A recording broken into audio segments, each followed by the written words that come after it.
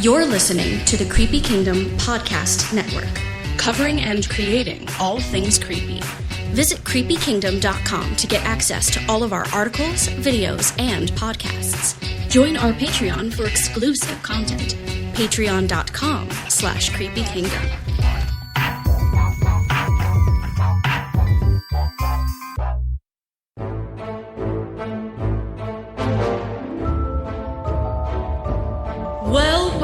Well, look what we have here. Creepy Kingdom proudly presents Wicked Wizardry.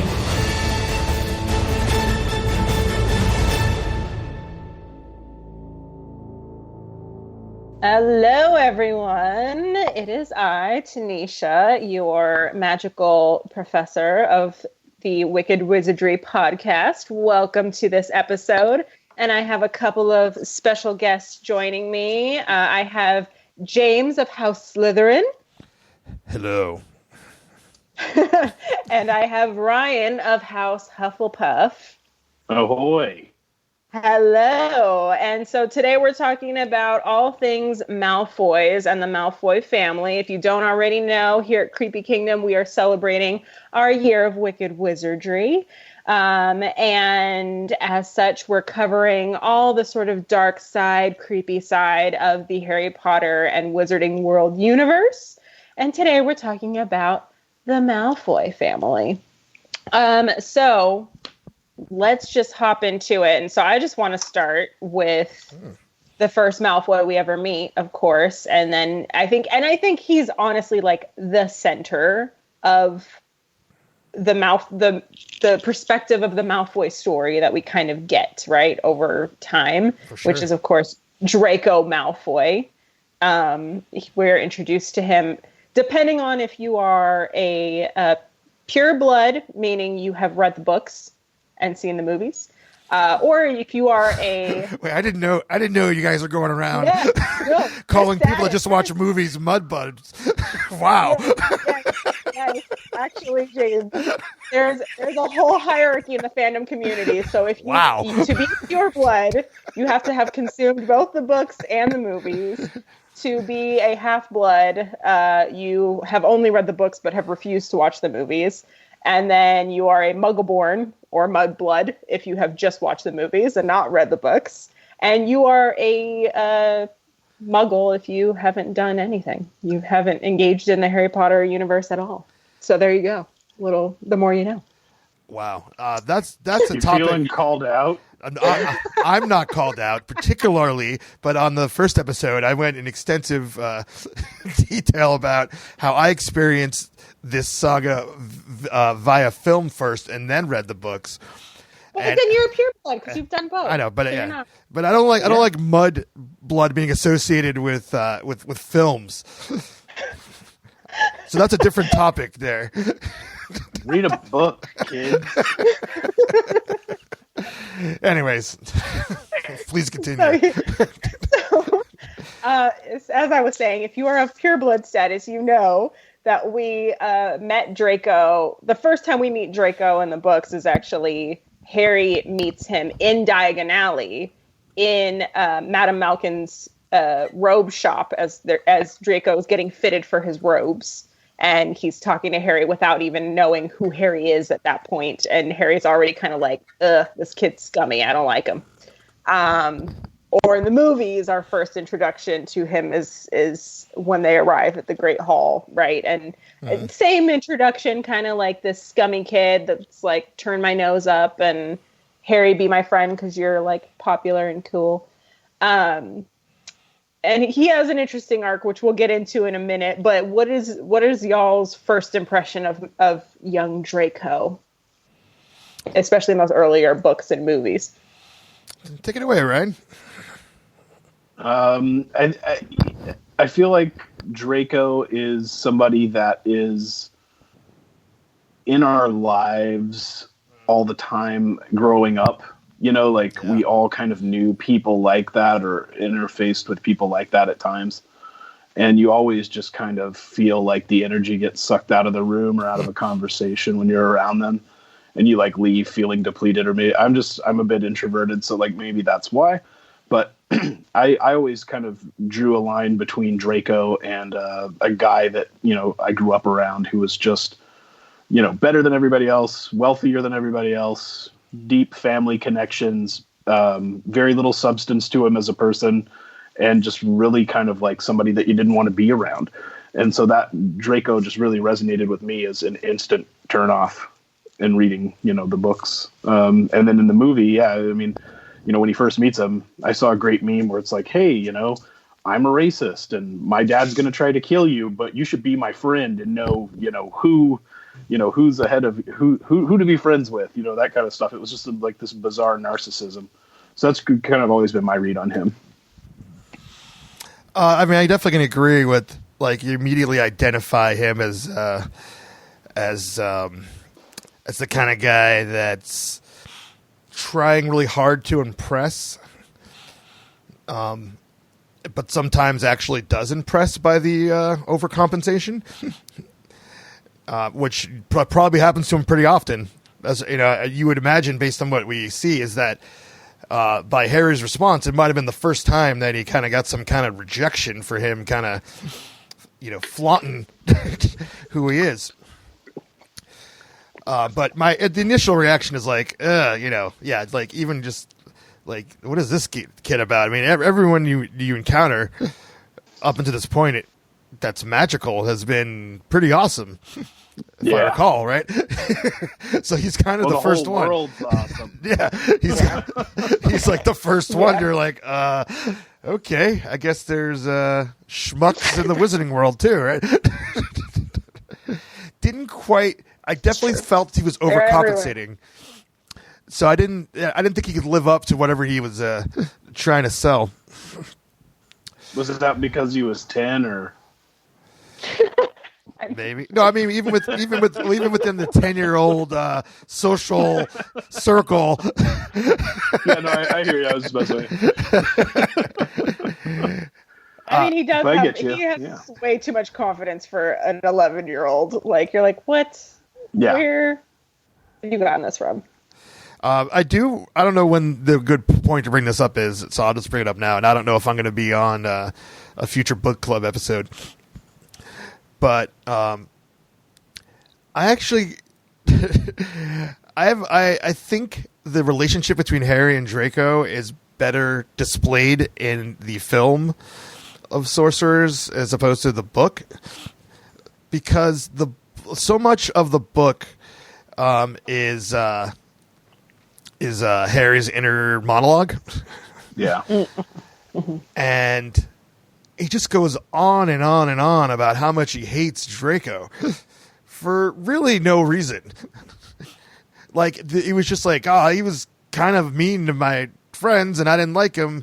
But then he's like, why? And then he's like, I don't want to be in his house because he just identified him as like, this guy is going to be my enemy. And in my opinion, I was just like, it didn't really make sense that he would have so much hostility towards Draco to the extent that was displayed throughout the book. I thought that in the film they kind of toned back on that a little bit and could just see like, oh, this guy's a jerk and he's being rude to my friends. So when we have conflict, it makes sense. Right. Yeah. I know. I think that's one of the things, the biggest differences between the book and the movie. The book, I like that. The book and the movie, like, depictions, particular of all the characters, but even of Draco, is just that you don't have this inner monologue, because it also, and as a Slytherin, as you know, I try to battle these negative stereotypes of Slytherins like all day, every day. Yes. And that was like going in line with that like initial judgment of Draco. He also, like, because we're listening just to Harry's inner monologue throughout the books, he's instantly like turned off of all Slytherins. Oh yeah. And you're as he walks into the Great Hall and he's like, oh, I look over at the Slytherin table and they're all sneering and scowling, and all this kind of stuff. And so you just sort of get this impression of like, they're all Dracos. Like, everyone in that whole house is just Dracos. And like, they're all these terrible, horrible people. But without... they're the antagonists. Well, clearly, I mean, you know what I mean. So it's like you have to lean in on that. And then the whole like founding of Slytherin House is around, you know, Salazar Slytherin wanting pure blood wizards only in his house. Right. You know, so he didn't want anybody but pure blood wizards, and he didn't want anybody who, you know, for lack of better terms, like whatever the aristocracy or the blue blood of the wizarding kind. He wanted only the pure bloods in there. So you're dealing with, no offense, inbred, you know, aristocrats. And that's who really formed the genesis of that. So that's why they have that kind of thing about them. And that's why I think that's where that perception is laid in the writing. So you're supposed to feel that way. What I think the movie did really well was cast Felton. He just really stuck it as Draco. He played originally, like he auditioned for the role of Potter, but they put him in for Malfoy. And I think he did a great job with that role and owned it through the whole process. But in the film, he really makes Malfoy tangible without it being overkill. Like you hit it on the head, right? Like he played it a little cooler, you know, on screen than they did in the book. So yeah, it's totally a different experience going back and forth between the two mediums with him, for sure. Mm-hmm. Oh yeah, definitely. Yeah. And then obviously, like what I think is interesting too, particularly in the writing of that first initial introduction to Draco and then his arc over time, like it sort of, and not even just with his character, like I have several characters that I can point out how J.K. Rowling did this pretty brilliantly with, but you start off like in that first book and that first introduction to characters, it seems like it's very black and white, right? Yes. Draco's a bad guy. Harry's a good guy. Dumbledore's a good guy. Snape is a bad guy. Like you just sort of like start pegging these people. And then, you know, and Draco is like a prime example of just over the course of the books, which, you know, we'll get into more, like you realize it's more complicated than that. It's not that clear cut. It's not that, you know, oh, just like they're all terrible people and that's a terrible person and that's a good guy. Like they're complicated. It gets complicated. And I love the way even Draco's story unfolds. And particularly in the second book, we are introduced to Papa Malfoy, Mr. Malfoy, Lucius, who is a very slimy character. Used car dealer. Yes. He totally is. Used broom dealer. I don't know. I know. Used broom dealer, yeah. He totally is a used broom dealer. Like well, and then it was interesting. So I was reading, I don't know if you have all read the extended materials that J.K. Rowling has written about the universe on like Pottermore. Yeah, on Pottermore. So have you read the Malfoy one? About their it's been a long time, but yeah. And I know a bit about it, yeah. Yeah, it's interesting. Just like in a nutshell, essentially they are descended from a long line of Malfoys that came over from France with King William or something. Mm-hmm. And they have a history of, the reason their family is so rich is because they have worked secretly with rich Muggles, royalty in the Muggle community. Leaders. Yeah, leaders in the Muggle community, offering them their magical resources in exchange for goods and material things. Exactly, favor. And so the Malfoys have this long history of sort of working behind power where it benefits them. So like Malfoys never want to be front and center in power, but they've always been. They'll never be at the scene of the crime. Yeah, interesting. So there's like this whole. They would get like art and stuff like that from, you know, different Muggle leaders, and that was how their house was filled with like expensive, you know, things. They were always, like she said, you know, at the back behind people, trying to manipulate, you know, systems for their own favor. Mm-hmm. Yes. Wow. So they're good at that. Oh yeah. Particularly old Lucius. Yeah. Let's talk about Lucius. Yes, let's talk about him. I want to talk about him. He's a very interesting character that obviously, you know, is because he's descended from this history. You know, he just sort of carries on that family lineage, right? Of just like, I'm just going to find the most powerful man in the room and be his hype man. And, you know, like, it's true too. You know, benefit off of that. Like, I don't know. Wow. Yeah, he does it all the way through the books. Like, I think, like, even, like, where it really gets pronounced is in, like, Order of the Phoenix, where he's, you know, in the ministry during the time that, you know, Voldemort has returned and Harry casts the Patronus and has to go to court to defend himself after he saved Dedhams. And, you know, Lucius is there conferring with, you know, the minister, and it's just like he's right there in the seat of power, even though when he bails out of there, he's going and hanging out with Voldemort and, you know, doing Death Eater stuff, whatever Death Eaters do when they do things. So that's the whole, he's so complicated and rich of a villain in that regard, because he really is very smart and very cunning. I think he, like, nails that. It's just, you know, it's a shame he uses it the way he does.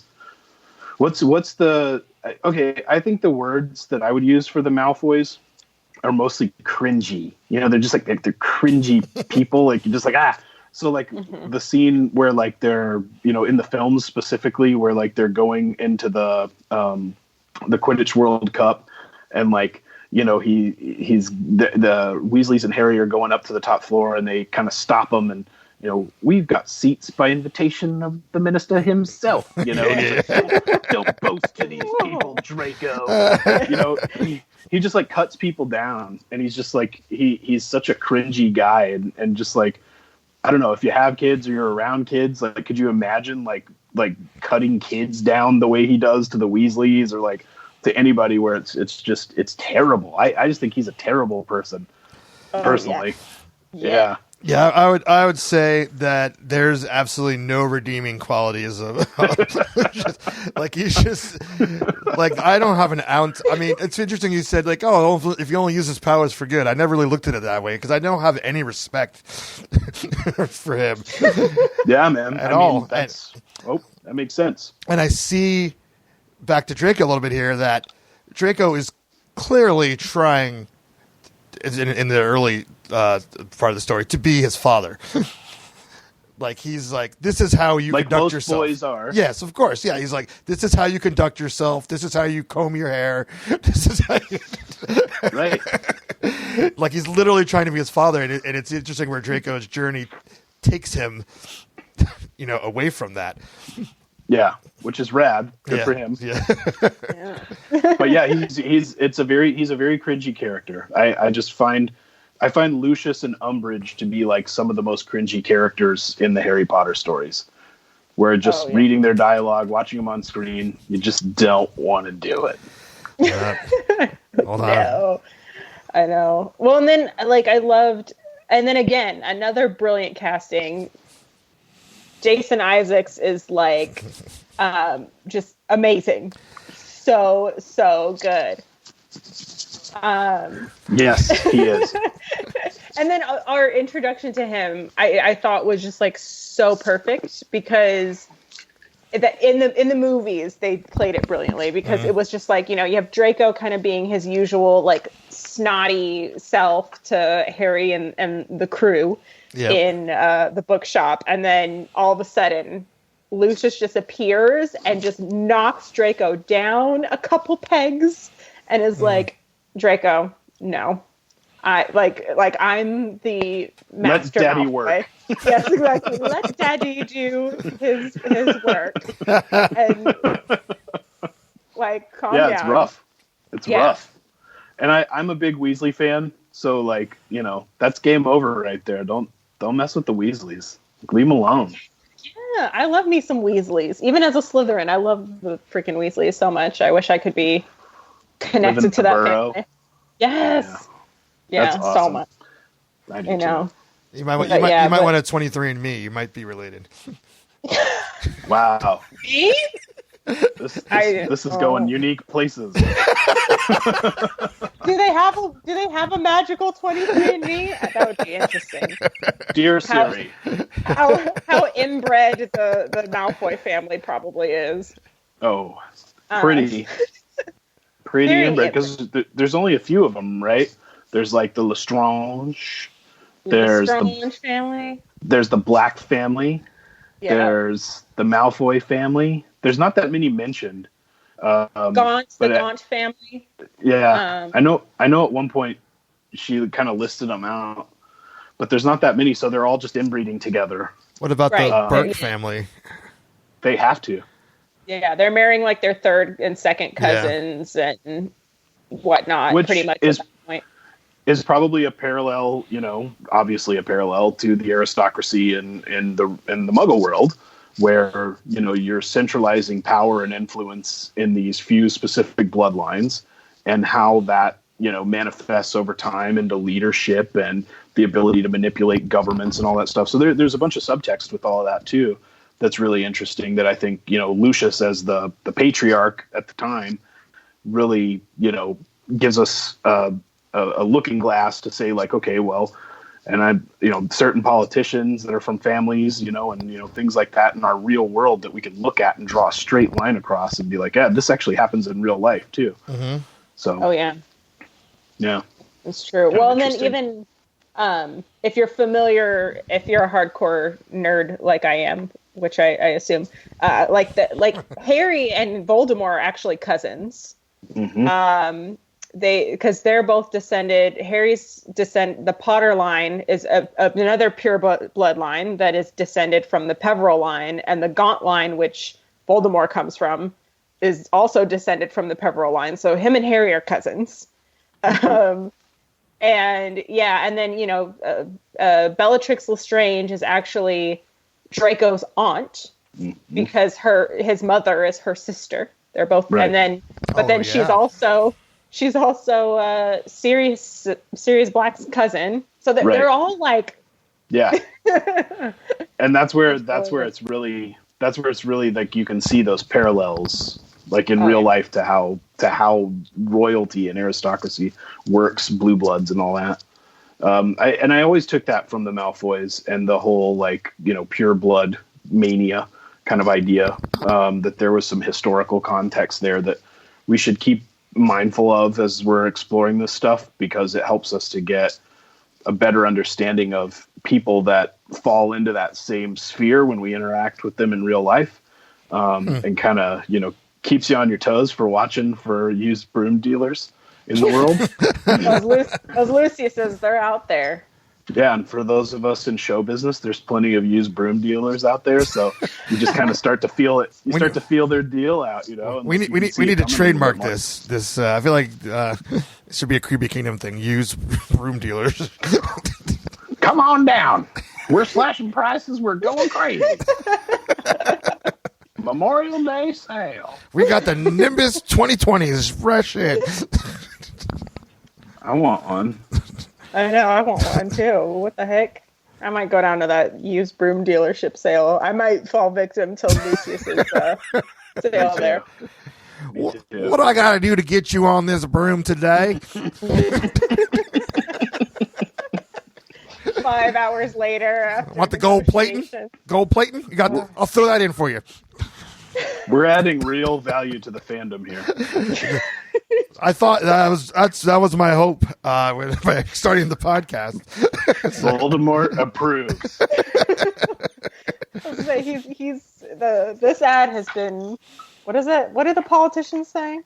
Endorsed. I approve this message. I endorse this message. Yeah. I approve this message.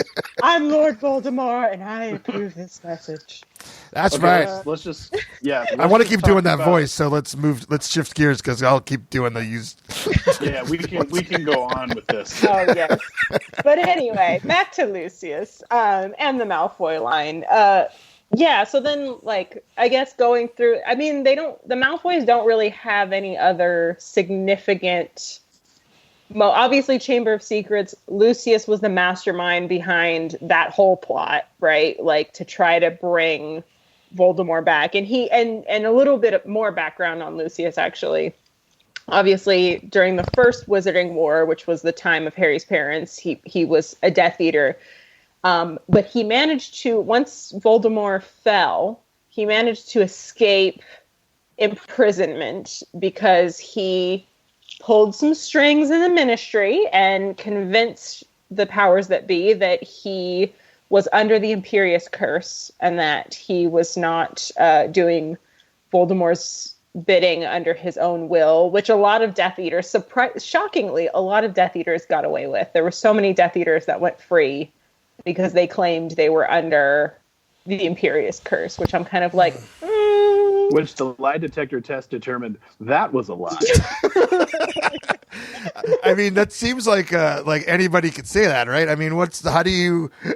Well, that's the thing, right? I mean, like, again, parallels to present day. Like, let's make a really poorly informed decision that affects, sorry, I live in Seattle, so I'm thinking that infects right now, but like affects an entire populace. Let's make that poor decision. Well, I was just doing what the president said. I mean, it's the same, you can always use that, and I think it just goes to a lack of character. And it just kind of shows, again, that lack of character and the accountability that group has. Oh, yeah. Yeah, definitely. And just that he's playing the fence the whole time, right? Like, he works in the Ministry, and he's putting on this front that he's working in the best interest of the Ministry and the safety of wizard kind and all this kind of stuff. And then meanwhile, he's like actively trying to bring Voldemort back. And through poor Ginny Weasley. Yeah. This poor girl. Really sad. Yeah. And then also, like, dude, you're opening up the Chamber of Secrets. Like, children can die. Yeah. And that just points to how awful Lucius is that even for his own, like, gain, he's willing to sort of sacrifice children. Oh, yeah. I don't know. I don't think life matters much to him, or human, or other people's lives, wizard or muggle. But his own life matters, because I think his arc, while he doesn't ever redeem himself, he does show himself to be the coward really that he is, in the battle of Hogwarts. Oh, so, yeah. And like he'll go where it's safe, and that's really like whatever's going to serve him best in the moment. So he doesn't really have convictions. He doesn't really have morals. I think we've given him a lot of time. I just don't like him. He's a bad guy. He is. And a terrible father, too. Yeah, that's rough. He's a bad role model. Yeah. Terrible role model. Lucius is awful. But can I just say, though, his wand and his cane are beautiful. Yeah. Like, we can throw him to Azkaban, and I'll keep his cane if that's possible. I think it could be arranged. Yeah, I think it's possible. I'll make it happen. Yeah, it's a pretty realistic idea.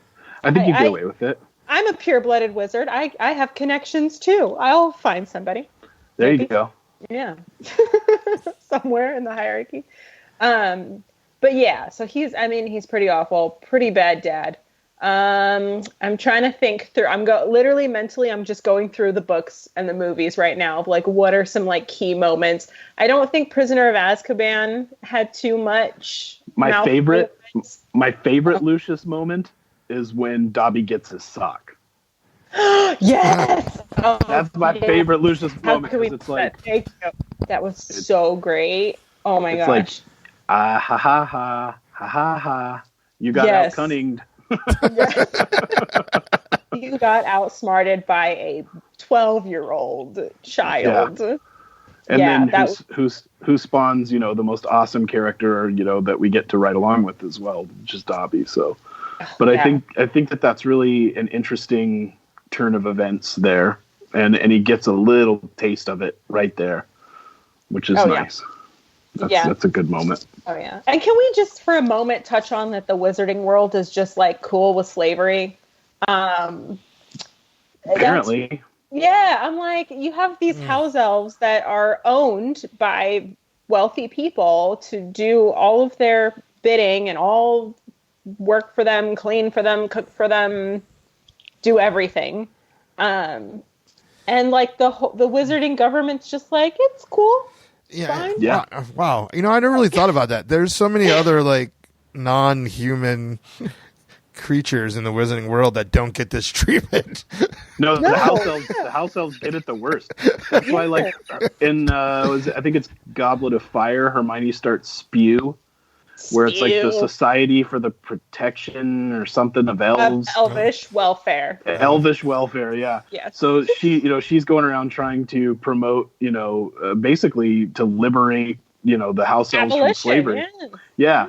And so she's on that agenda, and obviously, everybody who owns a house elf in the wizarding world is just like, they wouldn't know what to do with themselves if they weren't here working for us. It's super greasy. Yeah, there's totally slavery. It's exactly what it is. Yeah, it's. I mean, even at Hogwarts. I mean, granted, Dumbledore agrees to start paying the house elves that work at Hogwarts, right, like cents a day. Yeah. Which is like, it's based. It's a school. It's a school. Like, they don't have any money. They don't have any money. Yeah. I'm sure they don't have any wealthy. Oh, don't even stick up they for pay him in leprechaun started. Gold. That disappears after you get it. Dumbledore, arguably, I could make a case that Dumbledore was probably the worst headmaster that Hogwarts had ever seen. I was just about to say he's definitely with his flaws. Oh yeah. Yeah. We have a whole Dumbledore episode that I'm so ready for. But he's not a villain. No, not quite a villain, but he has his flaws. Well, it depends on your perspective, but yeah. I mean, he's trying to, in the long run, benefit all of wizard kind.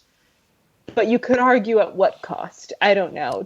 Are you a good guy if your actions are, Well, what you have to think. You have to think about it from the sense of a school with Dumbledore. Like, would you send your kid to a school that all the stuff that goes down at Hogwarts, was going on? Like, no, you wouldn't. Even as a wizard. And even Lucius, was kind of like, dude, Dumbledore, like, you're letting all this stuff happen on your watch. Like, what's going? That might have been Lucius's only moment of parental responsibility. No, I think we're just a chance to stick it to him. I don't think he really cared.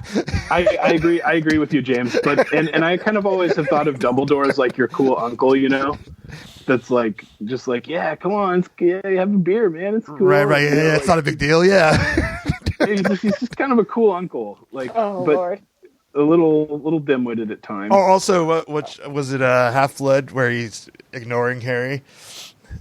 Is that? Oh yeah. Yeah. So it's like when your uncle, like, and he all of a sudden your uncle is like a dick, and you don't know what's wrong with him. He doesn't want to hang out. He doesn't want to hang out with a kid anymore. He's like, you're not cool anymore, kid. He's like, get out of here, man. I'm hungover. What's hungover? Yeah. I'm so ready to lay into him on the Dumbledore episode. But anyway, that's way in the future because he's not even part of the weird year of Wicked Wizardry. So stay tuned. Oh wait, yes he is. Wait, did we? I don't put Dumbledore on the list. You made Dumbledore a Wicked Wizard? Because I have. Listen. I have a bone to pick with him. I do have a bone to pick, and to be fair. Okay, I'll say I could go down a rabbit hole. I'm going to stop myself from going down this rabbit hole. But anyway, there's still a couple more Malfoys to talk about. Yes, we do have a few more Malfoys to talk about. Well, one in particular, I'm really excited to talk about. Which Malfoy are you excited to talk about? Narcissa? Yeah. Oh, okay. Okay. Well, I feel like her moment, because I'm kind of working through the books, right? Her moment comes later, but Narcissa's. No, for sure. Narcissa's an interesting character.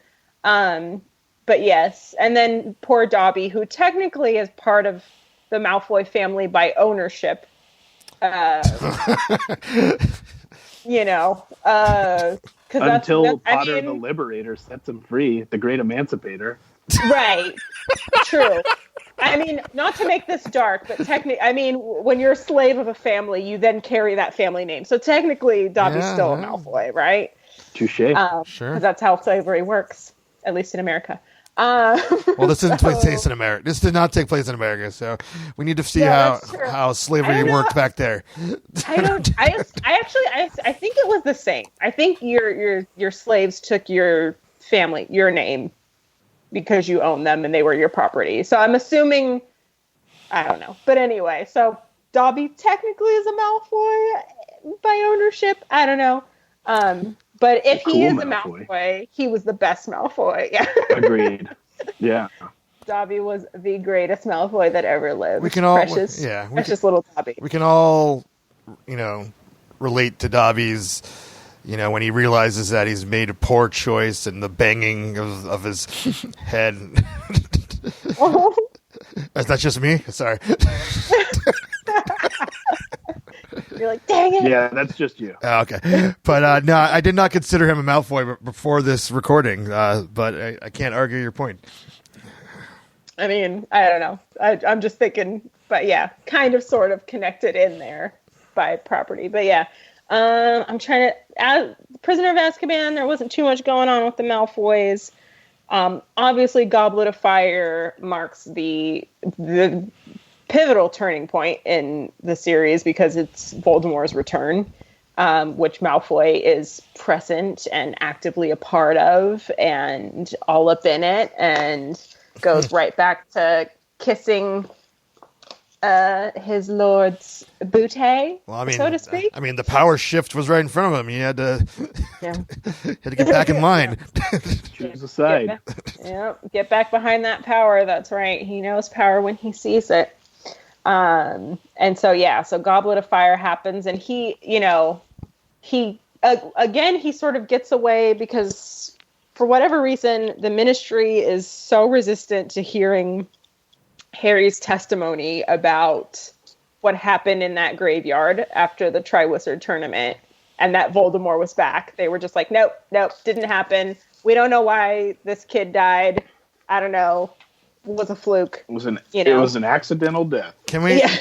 I actually want to pause there, and that always puzzled me. I don't know if you guys have any insight on why they were treating him that way at that point, when the evidence is so clear.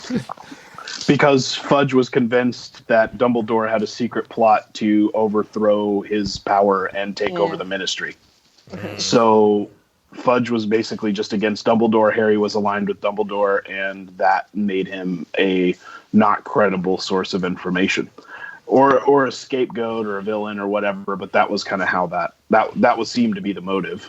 Yeah, that they believed it was sort of a story concocted by Dumbledore and fed to Harry in order to get Dumbledore his opportunity to rise to greater power because Fudge was threatened. Yeah. Well, and fear of losing power, right? So you've got really the Fudge's concern about losing power.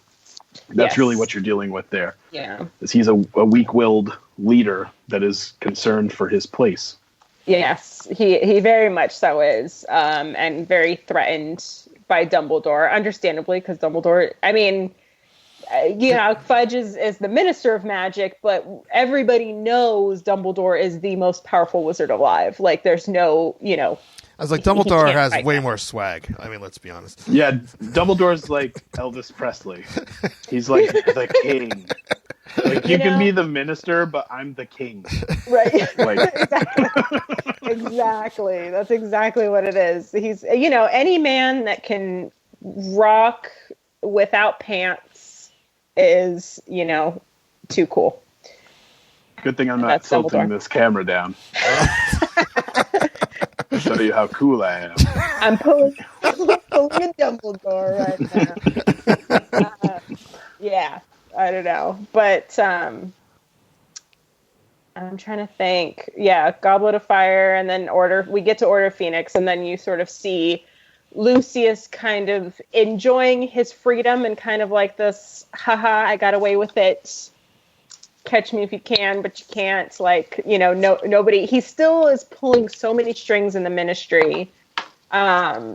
at that point as well. And I think probably with Fudge's paranoia, like obviously Lucius being a Slytherin, he's sort of, capitalizing on people's fears and whatever he can take advantage of. And I think he was probably heavily feeding in to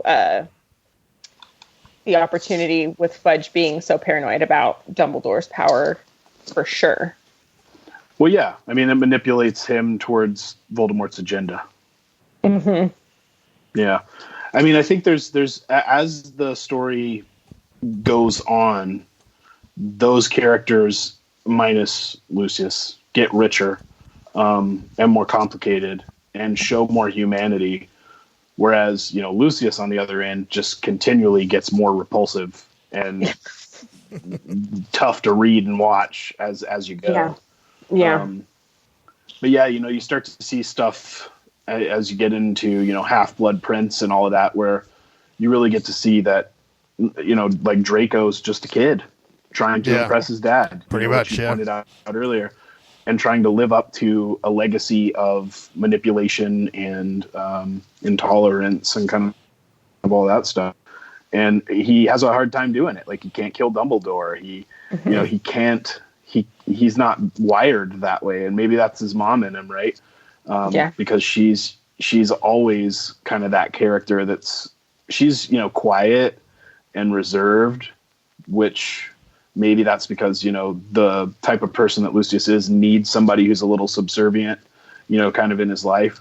So she just kind of sits back in the shadows while he takes the driver's seat.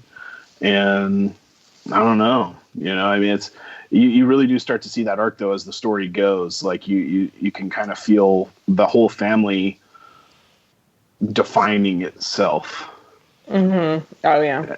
And that's a really interesting part of this to me, because I think the one thing about Draco that really sticks out to me all this time later, and still watching it now, but is really just like he tried. He made an effort to like be the bad guy. Yeah. And it just didn't stick. It wasn't him. Yeah. He was like, this doesn't fit. Yeah. I'm not this person. I thought I was, and I realized I'm not. There's a great deleted scene from the Harry Potter films where he like throws Harry the wand. Yes. I'm so mad they deleted Hogwarts. That. Yeah. I know. Really? I never seen that. Wow. Yeah. You should Google it. It's amazing. He runs while Harry's in Hagrid's arms or whatever. He like runs and like throws him the wand, and Harry jumps up and gets priori incantatem with Voldemort and like starts the battle and stuff. It's awesome. I know, it's such a missed opportunity for that character, because I feel like that little moment could have been so much of like showing that was like his whole movie. Like, I know. It was like all of the movies together. It would have just been like, it was kind of one of those moments like Neville, killing Nagini. Yes, I know. And I just seeing that deleted scene was like, that's awesome. Good job, Draco. But you never got to get that out of him. Would have been an interesting take on the character had you been able to, summarize him in that way. So he actually had a full journey. Right. He does get the arc, right? Like you see him on the landing platform at the end of the second Deathly Hallows. Mm-hmm. In the book, obviously, he goes on, and he's not his dad, which I think is great, and I think it shows that even if you're from those kinds of conditions, you can evolve. Mm-hmm. Yeah. And I think that probably gives some hope for the character and how he's going to progress. But I would like. Yeah. So I would. I think this has been alluded a lot of times that J.K. knew where the characters were going to end up from the very beginning. Is that like a general consensus? Yeah, she said she plotted it. Yeah. So I would think that would be that kind of makes up, when I think about it, for the view of Draco in the first book, because he's so viewed as like, this is my enemy. I'm the bad. like I hate him so much. But it's like then Harry kind of learned the lesson too. Yeah, the two that well, he saved him in the room of requirement. Yeah. Mm-hmm. So, I mean, so like there's lessons there for both of them. Yeah. Yeah, you just kind of got robbed of seeing a full like, I guess it'd be the anti-hero's journey. Like, you got robbed of seeing a full metamorphosis out of Draco in the movies with the cutting of that scene. But I think it's there in spirit. Yeah, I could see. Yeah, I agree. It's just a little bit softer. It's not as on the nose. It's an afterthought. You're sitting there thinking about it, and you're like, oh, okay, I hope that people sit there and think about this stuff, because otherwise I think we're all pretty weird. Just FYI. Yes. Oh, yeah. But you had brought up another character, which James will be very excited about, because I think we're now in like Half-Blood Prince territory, which is my favorite book of the series. I love Half-Blood Prince so much because it just dives into so many characters, backgrounds and backstories, and just fleshes out so many characters that we had seen mostly as one-dimensional or two-dimensional up until that point. And we get to know Draco a little bit further because we're introduced to his mom, Narcissa, at that point, and the unbreakable vow, and how powerful that scene was, because she's a mom who is fiercely protective of her kid, and you kind of get to know her a little bit, and even in the books they don't talk about her a ton, but even from the little moments we get of her, while yes, she does kind of take a backseat to Lucius, and she seems to be kind of like, it's his show, I'm in it, I'm just in it, when it comes to her child, that's the one time that she's like, no, I'm stepping up to the plate and doing what needs to be done. And that moment of making the unbreakable vow with Snape that he's going to protect her son, because she knows what her son is being made to do, which is an awful thing to place upon a kid, because he's 16 at that point, 15 or 16 at that point, a 16-year-old child. You're asking him to murder the most powerful wizard alive, knowing he's not going to succeed. He's going to fail. If it was just between him and Dumbledore, that's not going to happen. And she knew it. So she was like, oh no, I'm going to put extra protections in place to assure that my son is protected when he's being asked to do this like terrible thing. Yeah, the maternal instinct. Yeah. So James, is she your favorite Malfoy? Yeah, she's your favorite? Yeah, probably. But what's interesting, as you brought up, is that there's the least amount of information as opposed to the other members, of the immediate family. And I think it's more of like a case of like, you kind of fill in the blanks, kind of like, because it's not really there. So as I'm really thinking about it, I was like, you're like, why is she your favorite? I'm like, there's only really one reason. And it's really the moment in Deathly Hallows when she says, is Draco still alive? Right. And that shows like, she doesn't literally care about anything else that out of all but her kid. She just cares about her son. So she's willing to throw away to jump out of the passenger seat of this train to nowhere, the Lucius train. I mean, essentially, right? I mean, which is arguably the Voldemort train, and he's the caboose. Right. Yeah. I mean, she's kind of, as you said, going along with it, but what else is she going to do? But she, at this moment, just kind of like, nope. Like, nothing else is more important. She's cunning too, right? So in that moment, she's acknowledging that even though the killing curse was just put on him, he's still alive. Yep. She saw the writing on the wall. And she was like, oh yeah, so the prophecy is real. Like, this kid's going to take him out. And I think that, yes, she's obviously concerned about her son, but I think she's also very smart, and I think she's very cunning. And I think that there was even a little bit of that acknowledgement in that scene, which, it is what it is. But she definitely noticed that in that moment, right? Mm-hmm. Like you had to. Yeah. She was, I mean, obviously she was the one who kneeled over him, and she realized, holy crap, this kid is alive. He has survived the killing curse again. Right. And I think she was like, Voldemort can't kill him. No, yeah, Voldemort can't kill him. She just realized in that moment, Voldemort is not going to win. Right. We are not she was like, we are not on a winning side. So I'm going to check and see if my son's safe.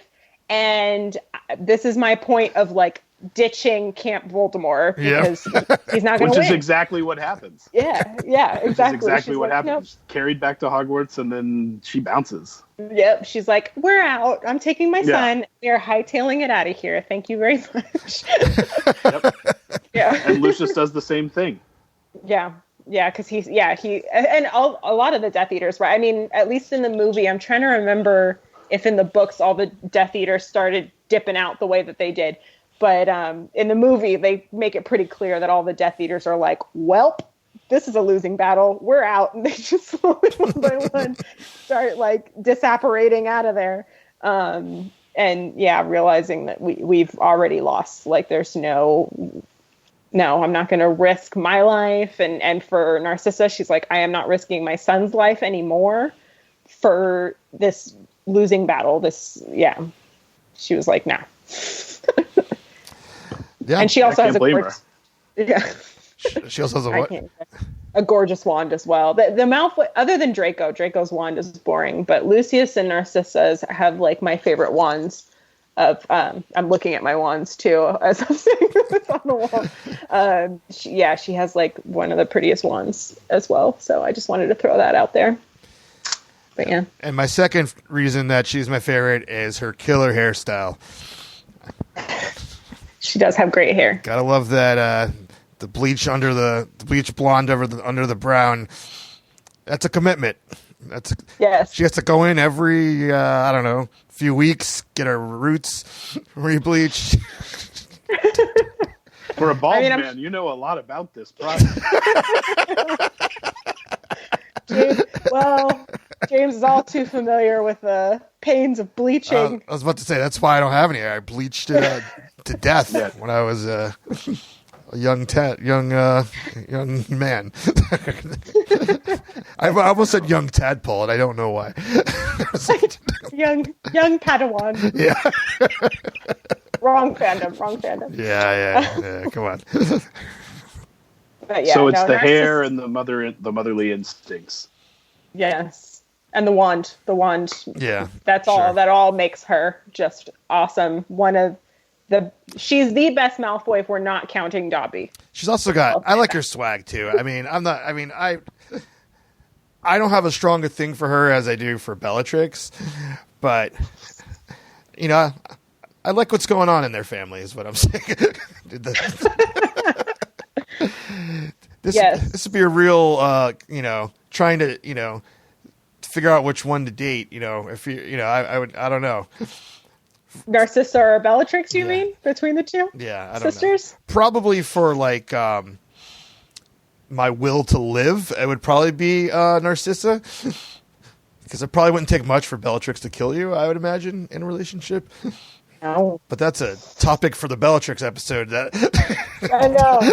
Yeah, not to mention that Bellatrix ain't loyal, apparently, according to Cursed Child. So that's another thing. But anyway.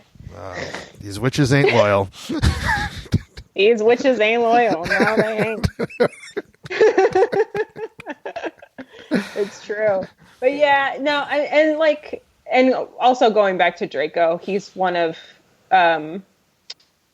my favorite story arc characters just because of, he's kind of like this sniveling kid that's like, oh, my father will hear about this and whatever. But I think in the end, if you really think about what he carried on his shoulders, like especially in Half-Blood Prince, like Draco's kind of brave. Like, I mean, to have to orchestrate bringing all the Death Eaters into Hogwarts and, knowing that like he, his father's in Azkaban, he could very well get caught and end up in Azkaban in everything that he's doing. and he's, he goes, I don't know if I don't think he's aware of the vow that Snape made to sort of basically do the deed for him when it comes down to it. But he went around the whole school year believing that he was going to end the school year killing Dumbledore. Like, I can't even imagine going to school, walking around, knowing that I'm supposed to, at some point, attempt to kill the most powerful wizard. And I'm just a 16-year-old kid. Like, his grades must have been horrible that semester. Right? Like, I'm just... Draco's doing really poorly in school. I have no idea why. Yeah, it's just, I don't know, and you feel a little bit, and then again, kudos to Tom Felton's performance too, because I just felt like in the movie, what limited time we got to see Draco kind of going through the struggles he was going through, like, he made you kind of felt bad for Draco, like, dang, like, his dad's in prison, yeah. His mom's having to hold it down at home as a single mom, like, everybody already, he has to deal with, Harry's sweating him throughout the whole Half-Blood Prince book. Like, Harry is just, like, paranoid and on his back and watching him and following him around and stalking him, and, like, I don't know. You kind of feel a little empathy for Draco of, like, dang, he's forced to do all of this for his family, for his dad that he's always trying to chase after his approval and to be like, and I don't know. Draco has one of my favorite story arcs, I think, of the whole book series. I would say Half-Blood Prince is really the first time that you could feel sorry for him. Yeah. Yeah. That you actually see this other side of him. And in your instinct of, up until this point is to be like, oh, I don't want to feel sorry for this guy. Right. He's been such a jerk. But if you're a decent human being, you can't help but to feel sorry based on the circumstance, Yeah, I know. Well, and then also like this sort of narrative of like, and this is going off of my professional hat, here in the work that I do is like, so I study a lot and do a lot of work around like trauma-informed care and how trauma in our lives and our situations that we're sort of born into and brought up in sort of sets us up for certain things, right? Like, it's not so easy to say, oh, just don't do this, or just don't, be this person, or just don't, whatever. But when you're surrounded by it your whole life and it's all and like you start to realize that Draco is really just a victim of his circumstances, and he was playing a role he believed he needed to play to sort of survive in this world and exist in this world. Like, that's what he needed to do. And then for him to kind of open his eyes a bit and realize, like, I don't have to live this life. I don't have to be this person. Which is why I'm still like upset about them deleting that one scene of him tossing Harry the wand, because I felt like that was like the perfect moment of being like, Draco's completely like been like, no, I've been fighting on the wrong side this whole time because of my father and everything like that, and I'm making a choice right here and right now. Like, that would have been so epic to see, but it didn't happen, unfortunately, or it didn't happen in the final cut. Harry just has a wand. I don't remember if the movie ever explains how Harry gets the wand, but he just appears with the wand and he's like, oh, I'm ready to fight you. I mean, it's like, magic. Come on. I mean, yeah. That's excuse for any continuity issues in the films. Yeah. It just appeared. I don't know. It was in his right hand. Now it's in its left hand. Yeah. But yeah, Draco's just, he's a great character in the sense that he is a fascinating character. But I do want to Draco love butts. Yes, I forgot to mention that. So when Deathly Hallows came out in book form, I was working at Barnes & Noble. So I was working at the midnight release of it, and some of the other coworkers like, "Oh, we're going to dress up as characters. You should dress up as someone." I was like, "Oh, all right. Well, I want to be Draco," because I just thought of like, what is the polar physically opposite of me as possible person from the whole Harry Potter universe, and I couldn't. I couldn't duplicate the hair. I was able to get a blonde wig, but it was more like a '60s bob cut. Nice. So I looked like Draco Brady. More like Prince Charming or something. It had the little. Your Draco's like Solid. older brother that they don't talk about. Right. That needs to be the picture for this episode, by the way, if you have a photo. Yes. I have an amazing photo of it because it's like somebody took a photo of me from a distance without me realizing it, and it's on a Polaroid. It's like super stalkerish. Secret snap. I don't think this would really be a good picture for that. I look absolutely nothing like Draco whatsoever. Yeah, you can pull it off. It's fine. I had to tell people I was Draco that they didn't believe me. But They just thought you were some like '80s glam band or something. I don't know what people thought I was, but I mean, clearly other people looked actually dressed up as characters. And there's like, why is this guy wearing this wig? I'm Draco. I said I'm Draco. What do you want from me? I didn't even do his voice or anything either. I just talked like, "Hey, what's up? I'm Draco. Let's do this." Did you have the beard and the glasses too? I didn't have a beard, but yeah, glasses for sure. Yeah. And just to finish this thought out, when I was thinking about this earlier, I was thinking about what a, no pun intended, magical time that was, because that month, which is June of 2007, arguably had to have been the best time to be a Harry Potter fan. Oh yeah. Because Deathly Hallows came out, and then we're like a month out from Order of Phoenix coming out. And right as Deathly Hallows came out is when they announced that the Wizarding World was coming to Universal Studios. Yep. All that happened, and I got to work a midnight release party where for a book, which I'd never done before. I mean, I know no one goes to stores to buy anything. Those were a big deal. Yeah, that was Those parties were a big deal. Yeah, no, it was huge. It was huge. But I had never actually been at a midnight release for a book. I've been for like an album or something like that. And movies. Yeah, obviously midnight releases for movies. And what was bizarre was I was like, all right, it's midnight. I could buy the book. And so people would buy the book and they'd be cheering in excitement. And then it was just quiet because people just sat down and started reading. Right away. Yeah. Like, you'll never see anything like that again. I'm like, you were like, shot. They were just reading books. Yeah. All right, that's the end of my trip down memory lane. I just thought it was that whole memory was worth bringing up because it was what a fun time. Those are good times. I never got. You know what? Even though I was like a Harry Potter fan, 2010, I think, was when I read the first book. But my mother thought I was too young to go to midnight releases, so I never got to revel in the midnight book releases. Mom.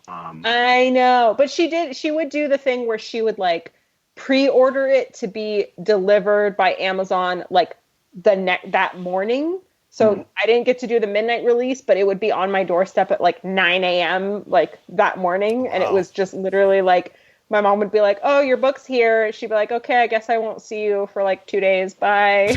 I would just like holed up in my room, and I'd literally only come out to like grab food and go back in, or go to the bathroom and go back in. Like that was it. And I kind of imagined while you were grabbing food and running to the restroom that you were still reading. Oh yeah, I would bring the book with me. Yeah, I would have the book with me, and then like I'd prep all my food, and then while it was like heating up in the microwave or whatever, I'd be reading. And then it would be done, and then go back to my room, and then open it up. I was that kid. I was definitely that kid. But yeah, but I did. Perfect segue here, because the one midnight book release I did get to go to as an adult was for Cursed Child. Oh, good segue. Yes, perfect. Look at that. Look at that. James taught me well. Segway King. Segway King. And so I definitely want to talk about, if we're talking about Malfoys, and then also, too, this is really fresh in my memory because I just, before, and this is going to timestamp this recording, but we're in the midst of the coronavirus quarantine right now. Literally the weekend before the quarantine started, it was literally the last weekend of shows, and since then they've been shut down. I got to go to San Francisco and see the Cursed Child live, which was magical and amazing. And even if you're not a fan of the screenplay and reading the story, like, I get it. I'm there with you. There's certain story points that I'm not a huge fan of, but being in that theater live was amazing, and I will definitely endorse, like, that show is just amazing. I can't even imagine just like the effects yes, that I've heard about. It's so just all the special effects happening around you in the like, you're just like, it's literally like watching. I almost compare it to like you're watching a Harry Potter story take place, but then also it's like a David Blaine magic show. Right. Like, all these things are happening. How did they do that? Whoa. Look. So amazing. That so was my great. David Blaine impersonation. Look. Who's a better magician, like, show to see, like, live? Like Chris Angel. Chris Angel, yeah. Mind freak. It's like watching a Chris Angel live production that's Harry Potter themed. It was so cool. But anyway, when I was reading it and when I saw the show, even more so, because the actor that plays Scorpius Malfoy, John Steiger, who plays Scorpius Malfoy in no, not Stamos. Stupid. I'm sorry, I couldn't resist. He's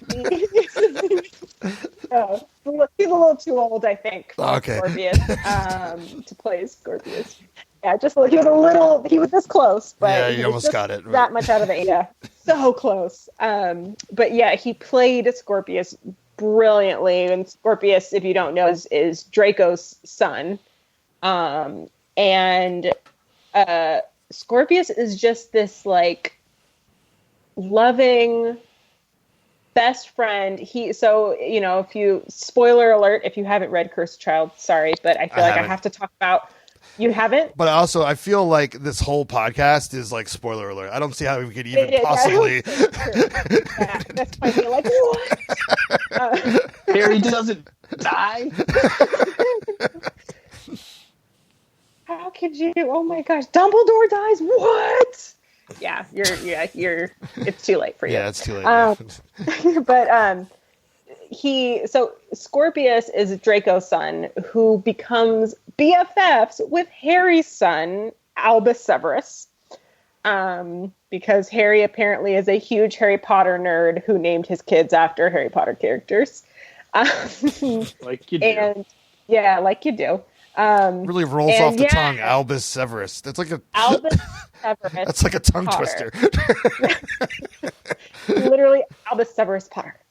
And so he forms this friendship with Harry's son, and of course there's, all this tension between their fathers and then this threat of Voldemort. Like, there's this whole coup of trying to bring Voldemort back. So, Harry is feeling pressure and to try to figure out and stop whatever's happening, all these occurrences that are happening, and Draco's son is being harassed and bullied at school. So his son is the Slytherin who is getting bullied at school because the rumor out there is that he's not actually Draco's son, that Draco can't reproduce.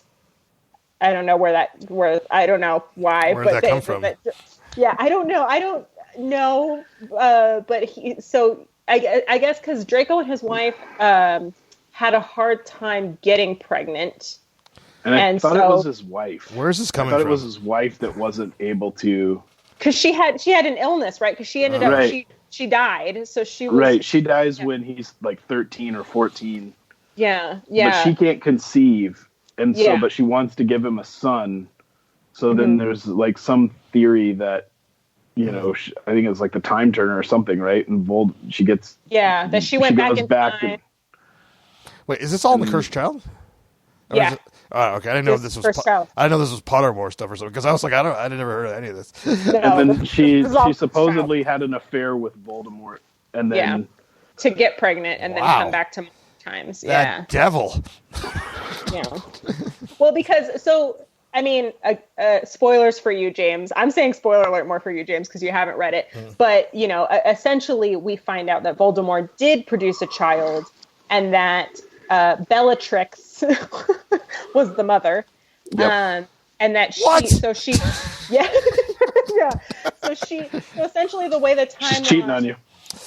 I'm shaking my head in disgust for the listeners at home. Essentially, the timeline is Bellatrix got pregnant like around the beginning of the last school year of like when Harry would have gone back to school.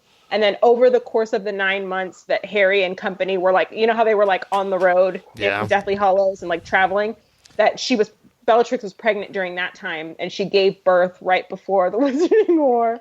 Milk my snake. Wow. What perfect timing. That's how you plan a pregnancy. To give birth right before the Wizarding War. Retroactive continuity. Yeah. Which is one of my problems with the Cursed Child. But anyway. So much. Well, and then also Cursed Child, just for the record, the Cursed Child was not written by J.K. Rowling. Cursed Child was written by two fans who wanted to write a stage production that was essentially taking place after the events of the Harry Potter series, and J.K. Rowling gave it her stamp of approval. So it wasn't even written by her, but yet it's stamped as canon because J.K. Rowling stamped it. It's basically super highbrow fan fiction. Okay. Essentially is what it is. And so that's why a lot of Harry Potter fans just struggle so much with it, because there's just a lot of retconning and a lot of plot points that like, well, that doesn't make sense, and you're just throwing that in there, and you know, that kind of thing. But that was one of the things, was that Bellatrix had a child, and so obviously the rumor got out at that time that Voldemort had a child. And nobody knew. They were like, who's the mother? Because apparently, like, Bellatrix was just, like, kept protected in hiding while she was pregnant, because Voldemort didn't want anything to, like, happen to his child, I guess. And so, like, but the rumors got out. I don't buy it. I know, yeah. I'm sorry, this doesn't make any sense. Yeah, I know. Well, so I'm beginning to feel the pain of people that have problems with the story.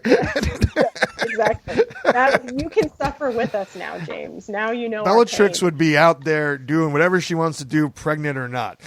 No, she wouldn't go into hiding. She'd be smoking and drinking, and killing people. All through her pregnancy. But yeah, so the rumor, I mean, I guess that's where the rumor came from, right? Was because obviously, like, certain people knew, word got out that he had a kid, and then when Draco, and then there was the rumor that there's still time that the Draco family had a time turner, which the rumor turned out to be true, that the Malfoy family did have a unregistered time turner. And that the child that Voldemort produced was the child that Draco was claiming to be his, to protect it. But I think Scorpius, I mean, they pretty much were like, no, Scorpius is Draco's kid. I mean, he looks just like him. I'm like, how can you, like, literally the silvery blonde hair and the pale skin. I'm like, okay. But yeah. He doesn't resemble a young Tom Riddle. Yeah.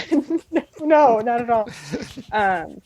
But I love Scorpius so much, though. Like, that was the one thing about the stage play and the story that I did appreciate, was Scorpius was just, he's this awkward kid. Like, his dad's Draco, so his family just has this, like, bad reputation, but and it's almost like he tries to overcompensate for it, I think, by just being like the sweetest, nicest, Like, you literally first meet him and he's like, I brought candy because I read somewhere that candy can help you make friends, and I don't really have any friends. Will you be my friend? Like, he's literally just this, like, precious little cupcake. Yeah.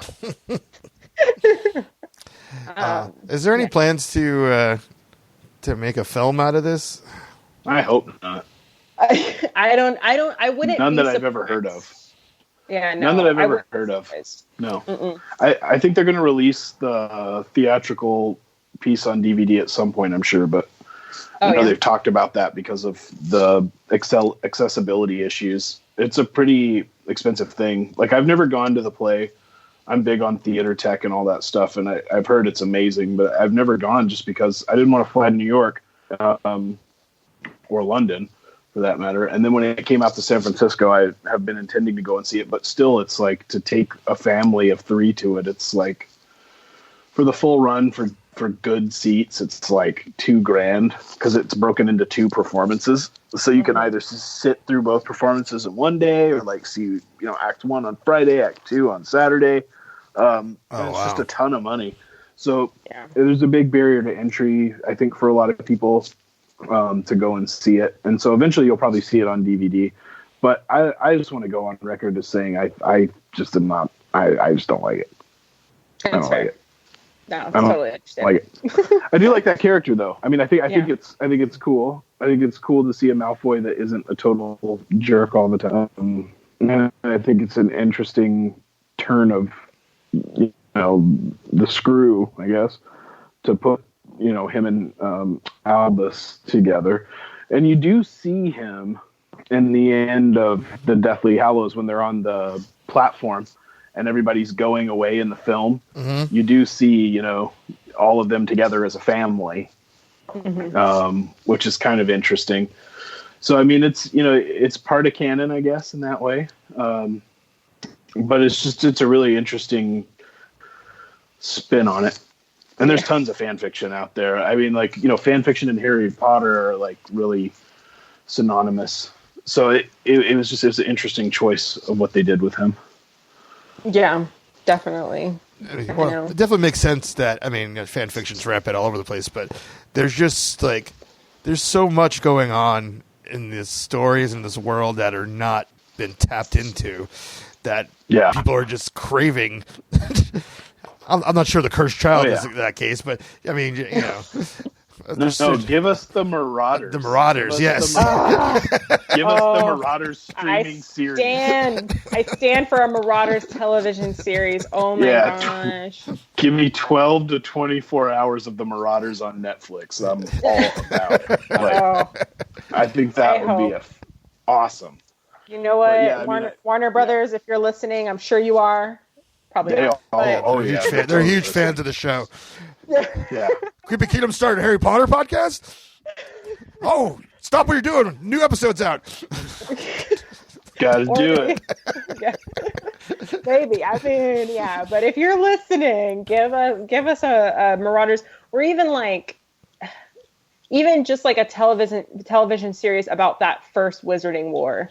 Yeah. Like, there is an audio series that's fan made called The Great Wizarding War that's all about the first Wizarding War. It's pretty good, pretty good, fan fiction. If you're into fan fiction, I recommend it. But I would love a television series, like just seeing James and Lily and getting to see Snape first go to Dumbledore, and that whole start, oh my gosh! Have you ever seen? It's called Voldemort: Origins of the Heir. Yes, I have. Yeah, that's another well-made fan. Too. Yeah, that's another really well-made fan one. Crazy good production values. It's like an hour long, made by Triangle, Try-Angle Films. That's a pretty impressive thing. So, I mean, there's some really great spin-offs that, kind of cover the dark side of the wizarding world. I think everybody's pretty fascinated with that, good-evil struggle. And there's so many things they could do that would be cool. I would even be interested in, a sitcom, Meet the Malfoys, where, you come home and it's like, what's for dinner? And it's like, nothing. and they'll just go steal dinner. We don't have a house elf anymore, so who's supposed to make the dinner?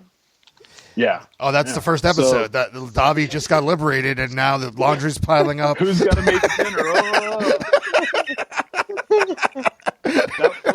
That's what I thought we were doing here was Meet the Malfoys. I thought we were going to just do some like writing. classic like 80s like or 90s like comedy sitcom where there's like a laugh track and it's like a Draco. Right. What did you do now? Who would their neighbor be? They have to have an annoying neighbor. Would it be Slughorn? Who's another? Well, they own. That's the thing is they own a lot of land, so they don't really have neighbors like next door. No, but someone's got to pop in.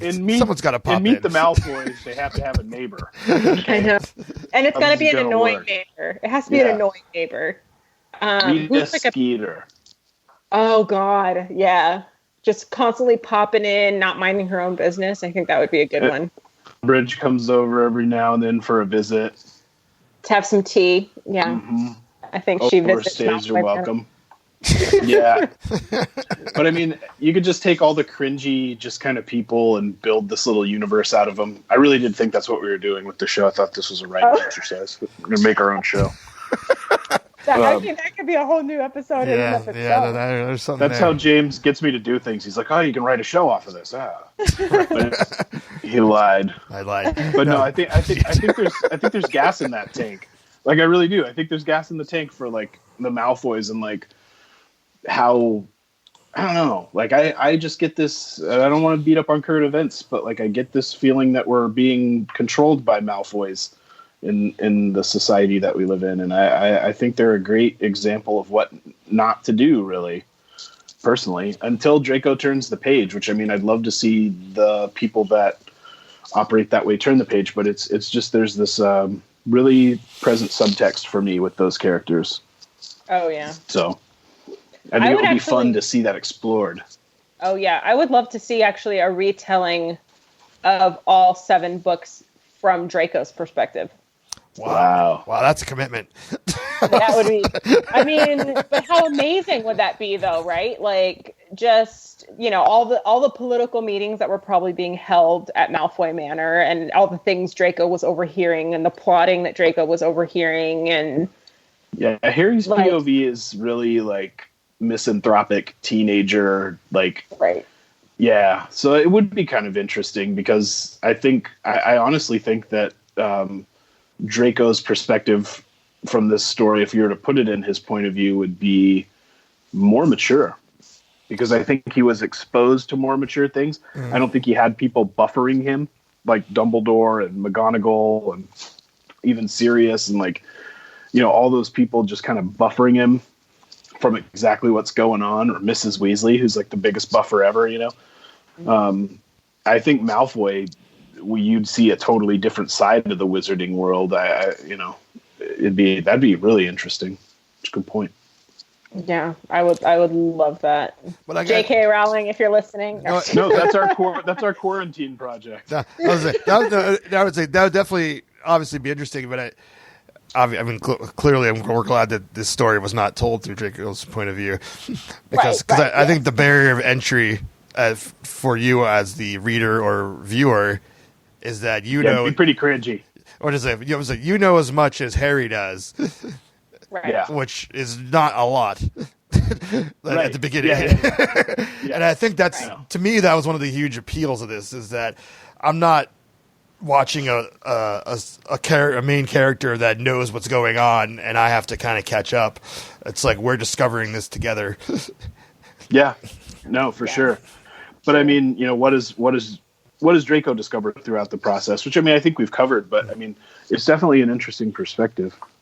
Yeah, well, I mean, especially as like hindsight, right? Like, obviously, we would still want the original series from Harry's perspective, but like, it'd be interesting if she came out with like a trilogy of books that were sort of paraphrase, not like literally each book. No, not the I think whole that's the big question with her. I mean, after her acclaimed screenwriting career is over, will she go back to writing, narrative fiction books? And if she did, would she go back and expand on the Harry Potter universe? And I don't think she said before that there's not an inclination to do that. I don't think she hasn't said that she wouldn't, but I think that, it'd be really interesting to see like what she would spin out from, and what characters she would take.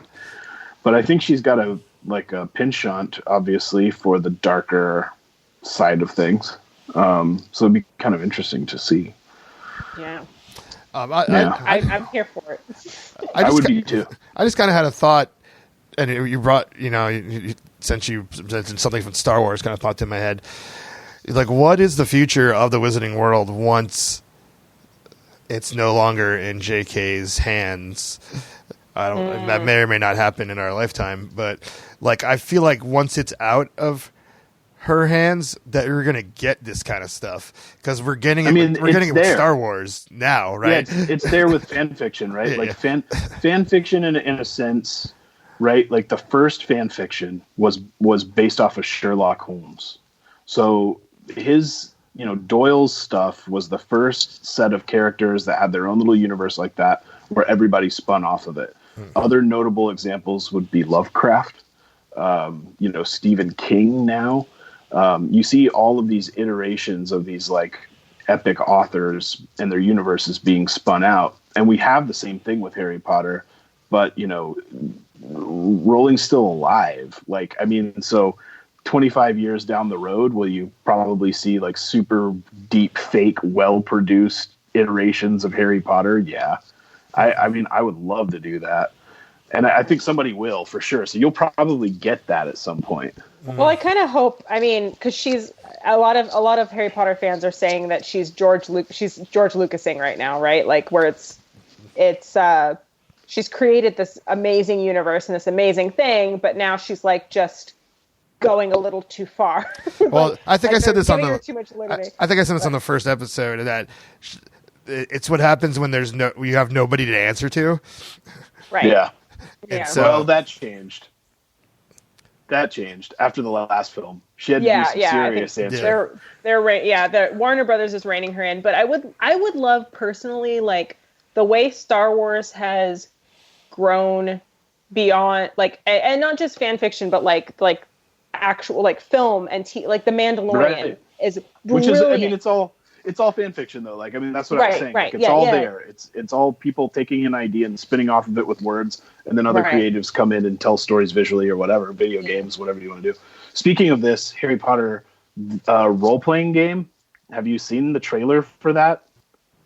I think it was last year. It's been a while. There's a Harry Potter role-playing game that just like looks amazing, and I guess Warner Brothers just said recently something else leaked. And so they confirmed that it is coming out, and it looks awesome.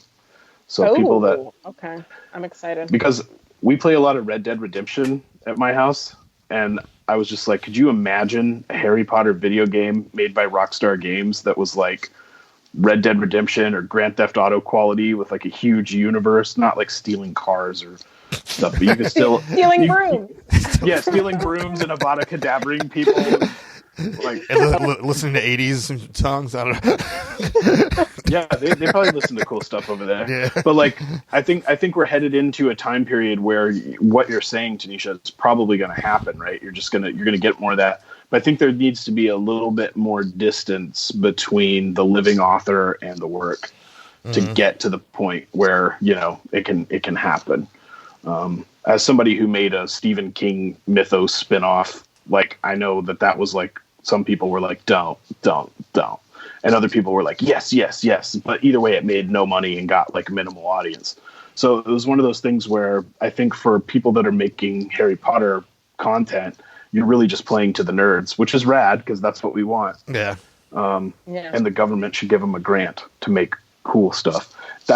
That's what they do in Origins Canada. Yeah, I know. That Origins of the Air, though, like seriously, if you have not watched watch that. I have not watched it. So good. I wasn't sure about it. It's a very well-made fan film about like sort of Tom Riddle's descent or ascent into becoming Lord Voldemort, and it's a very well-made fan film. Like I was like, wow. Yeah, they spent some money on it. The production value is super high. Like it was before like, red cameras and stuff like that. They had like that kind of quality where it was just really, really awesome. I would recommend anybody watching that. I think your podcast should do a review of it. Well, we are doing Voldemort, right? So that should go on we're going to do totally. We're going to do a Voldemort episode, and I definitely, I want to definitely dive into some of the, and then when we do the Marauders episode, talk about there was a fan film called Snape and the Marauders that came out too. That was pretty cool. It's very short, but really cool. Because there's some really awesome fan made content out there. That's Yeah, and I think that stuff's great. I love to see it, especially when it's well done. It's pretty cool. So who knows what the future's going to hold for the Malfoys? Maybe if Fantastic Beasts bombs, we can get the rights for Meet the Malfoys on a deal and get into production. Yes, it'll be a new Netflix like family comedy series. It'll be fun time. Vimeo, baby. We're going straight to Vimeo. Straight to Vimeo. Yeah, I'm on board with it. All right, as long as Bellatrix shows up because she's related. Oh, she'll make an appearance. She's the aunt. She's like the cool aunt that pops in every once in a while. The cool crazy aunt. She just drags around cursed muggles. It's like floats their bodies around, and it's like, oh, Bellatrix, you brought another muggle in the house.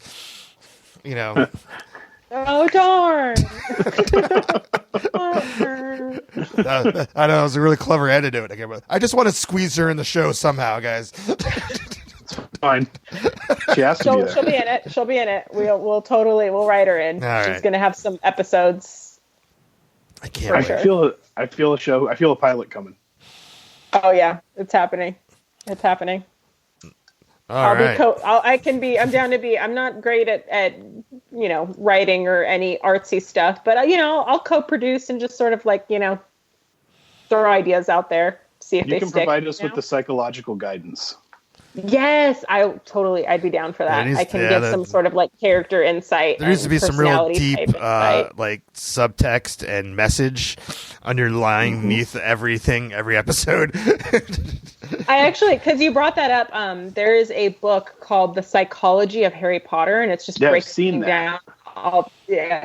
A friend purchased it for me, given, I'm very interested in human behavior as well as Harry Potter.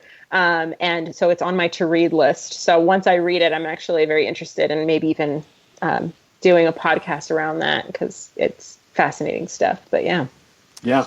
And there are a couple of different podcasts that combine the Harry Potter world with psychology. Yeah. I don't remember right off the top of my head what they're called. But there's one in particular where a PhD goes through and unpacks all that stuff. And there's all these, dark side isms in there, where it's like, your inner Slytherin is coming out, like this kind of stuff. It's really interesting though. But I think there are all those cool parallels to all this. And it's been fun to unpack the Malfoys. Oh yeah. The Malfoys are a fun family. They're so much fun. But they're very interesting, which is one of the things I love about J.K. Rowling is she just created these really interesting characters that got their arc and earned their arc and were interesting to sort of unpack over the course of 7 books and 8 movies. And the Malfoys are right up there. So yeah, I think that pretty much wraps us up, right? I feel like that's a good stopping point. Yeah, I think we did it. All right, well done. Thank you for joining us on this episode of Wicked Wizardry, and I've been Tanisha, and it's been my pleasure getting to talk about the Malfoys. And thank you to James of House Slytherin, and thank you to Ryan of House Hufflepuff for joining me. It's been a really good time. Thanks for having us. What was our sign-off? Didn't you come up with a sign-off last time? Oh, stay wicked, wizards.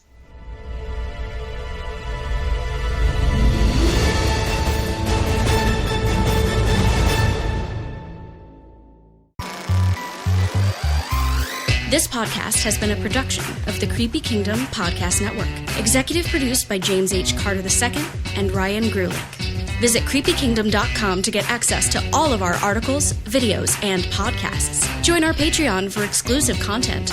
Patreon.com/creepykingdom. Until next time, this is Hannah reminding you